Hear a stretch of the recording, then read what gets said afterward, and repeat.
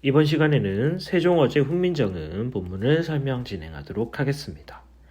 자, 먼저 세종어제 훈민정음에서 이 훈민정음은 백성을 가르치는 바른 소리라는 뜻으로 가지고 있는 친구라고 정의를 하시면 되겠고, 여기에는 총 4가지의 창제 정신이 되어 있는데 이것은 나올 때마다 한 번씩 정리를 하도록 하겠습니다. 자, 먼저 제목에서 하늘색 밑줄을 친 부분들이 있는데, 이 하늘색 밑줄을 친 부분들은 동국 정원식 한자 표기어라고 해서 현실적인 중국 발음에 가깝게 표기에 반영을 해가지고 써져 있는 친구들이다 라고 보시면 되겠습니다. 대표적인 동국 정원식 한자 표기는 여기 초성과 중성으로만 구성된 친구에다가 이렇게 예디응을 넣어줌으로써 중국식 발음에 가깝게, 그래서 초성, 중성, 종성의 그 구조를 갖추게 해서 중국 발음에 가깝게 하는 원리가 있다라고 보시면 될 것 같습니다. 자, 먼저 첫 번째 내용 한번 살펴보도록 하겠습니다. 그러면 나란 말씀이라고 있는데, 일단 보라색 밑줄을 보면 요 시옷 같은 경우에는 관형격 조사라고 해서 현대국어의 관형격 조사 의와 동일한 역할을 하는 문법적 표현이다 라고 정의를 하시면 될 것 같습니다.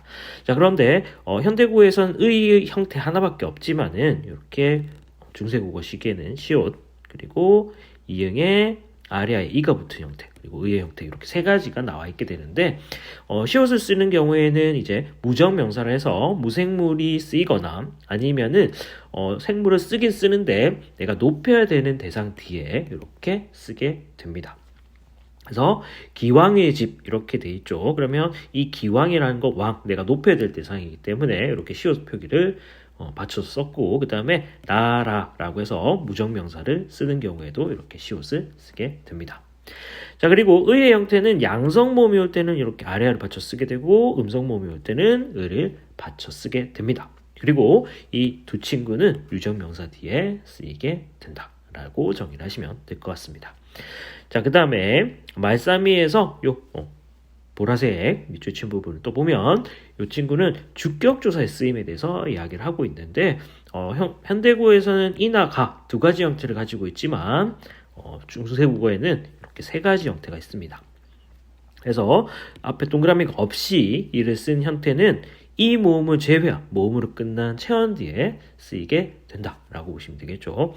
근데 중세국어의 이계 모음이라는 건 현대국어의 이계 모음, 이 야여요요 형태는 조금 다르다라고 기억을 하시면 되겠고, 이렇게 여로 끝나거나 그 다음에 에로 끝나거나 에로 끝나는 이런 친구들 뒤에 이렇게 이로 끝나는 친구들이 거의 대부분이 이계 모음이다라고 정의를 하시면 될 것 같습니다.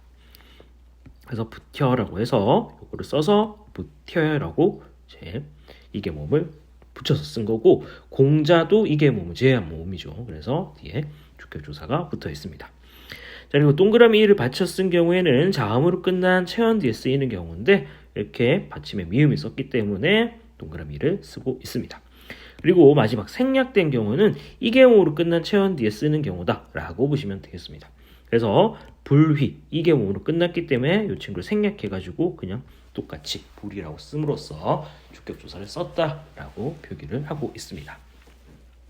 자, 그 다음에 연철 표기가 있는데, 이 연철이란 건 이어적기라고 해서 소리 나는 데 적는 방식을 이야기합니다. 그래서 적기 방식은 3가지가 있는데, 이어적기는 주로 이제 15, 16세기에 쓰였고, 거듭적기는 했던 것을 또 거듭해서 쓰는 거죠. 그래서 17세기에서 19세기 정도 사용되었습니다. 현대국어에서는 끊어적기라고 해가지고 이제 이렇게 체언과 조사, 형식, 형태수를 구분해가지고 쓰는 방식을 사용하고 있습니다. 자, 그 다음에 4번째 성조 표기, 방점에 대해서 이야기를 해볼 건데, 자, 그럼 위에 살펴보면은 이제 나라 말 이렇게 보면은 나에는 점이 없고 라에는 점이 하나, 말에는 점이 2개가 붙어 있죠. 그래서 점이 없는 경우를 평성이라고 하고, 이 평성은 낮고 짧은 소리입니다. 그리고 점이 하나 붙어 있는 경우는 거성이라고 하고, 높고 짧은 소리를 나타냅니다. 그리고 상성은 왼쪽에 점이 2개가 붙어 있고 낮았다가 높아지는 긴 소리로 발음되는 특징을 가지고 있습니다. 이렇게 해가지고 이 세 가지가 이제 소리의 높낮이를 표기하는 거고, 마지막에 적혀 있는 입성은 그 점과는 관련이 없이 종성 받침에 기역, 디귿, 비읍, 시옷에 소리가 들어가 있다면 이 친구는 좀 빨리 끝나는, 빨리 닿는 소리의 느낌으로 발음한다라고 이해를 하시면 될 것 같습니다. 자, 그 다음에 중기계 달아 여기를 한번 살펴보도록 하겠습니다. 자, 보라색 먼저 살펴보면 요 에는 현대국어의 와나 과, 그래서 비교부사격 주어의 의미와 같은 의미로 사용됐다라고 이해를 하고 넘어가시면 되겠고, 달아라는 표기는 현대국어에서는 달라라고 표기를 하죠. 그러면 중세국어에서는 다르다, 이렇게 아래아가 이제 르에 들어갔는데 요거는 이제 아래아 탈락으로 인해 가지고 달라라고 표기가 되는 것이고, 현대국어에서는 이제 아래아가 없어지고 의가 대치되었죠. 그래서 이 르 부분이 르불규칙 활용이 적용되면서 르가 탈락하면서 리을이 더 생겨서 달라라고 표기가 반영된다라고 정리를 하시면 될 것 같습니다. 자, 그 다음에 문장 서로 사마띠 아니할세. 자, 여기서는 네 가지를 살펴볼 수가 있는데, 일단 표기가 달라졌죠. 서로를 예전에는 서르라고 표기를 하고 있고, 그 다음 사마띠에서는 요 시옷이 중요합니다. 자, 원래 원형은 이렇게 받침에 치옷이 들어갔는데, 팔종선 규칙이라고 해서 가느다란 물방울, 시옷까지 이렇게 8가지의 자음만 받침으로 사용될 수 있었기 때문에 이 치옷 자리에 이제 시옷을 넣어서 팔종선 규칙이 적용되고 있다라고 보시면 될 것 같습니다.